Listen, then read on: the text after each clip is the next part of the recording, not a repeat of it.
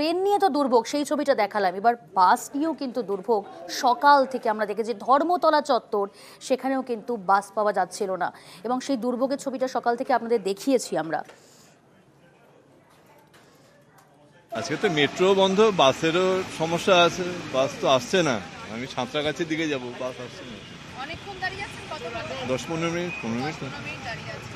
সমস্যা হচ্ছে যাতায়াত করতে? তা তো হচ্ছেই। 11:55 পাওয়া যাবে বললো, কিন্তু বাড়ি যাওয়া প্রচন্ড লটাবটি। কালকে থেকে আমরা বসে আছি। আমি মুর্শিদাবাদ। বাসে কম যাত্রী হচ্ছে, যারা খুব আর্জেন্ট কাজ ওরাই বেরোচ্ছে, যাদের ছুটি আছে ছুটি। ধর্মতলার ছবিটা দেখালাম, এবার দেখাবো হাওড়া বাস স্ট্যান্ডের ছবিটা। সেখানেও দুর্ভোগের এক শেষ। যাত্রীরা দীর্ঘক্ষণ অপেক্ষা করেছেন, অবশেষে হয়তো দেখা পাওয়া গিয়েছে একটা দুটো বাসে। যাবো যাদবপুর। কোন বাসের জন্য দাঁড়িয়ে রয়েছে? AC1 AC5 কোনোটাই নেই। সরকারি বাস? সরকারি বাস। কতক্ষণ কোন বাসের জন্য দাঁড়িয়ে রয়েছে? VS239 airport. এয়ারপোর্ট কতক্ষণ দাঁড়িয়ে রয়েছে? অনেকক্ষণ, প্রায় আপনার 20 মিনিট হয়ে গেল। হ্যাঁ, অনেক কম আজকে। কতক্ষণ দাঁড়িয়ে আছেন গাড়ি যাওয়ার জন্য? হ্যাঁ, আধা ঘন্টা। অন্যান্য দিন হলে এই বৃষ্টির জন্য এই বৃষ্টি প্রায় 1 ঘন্টা হয়ে গেল। 1 ঘন্টা হয়ে গেল।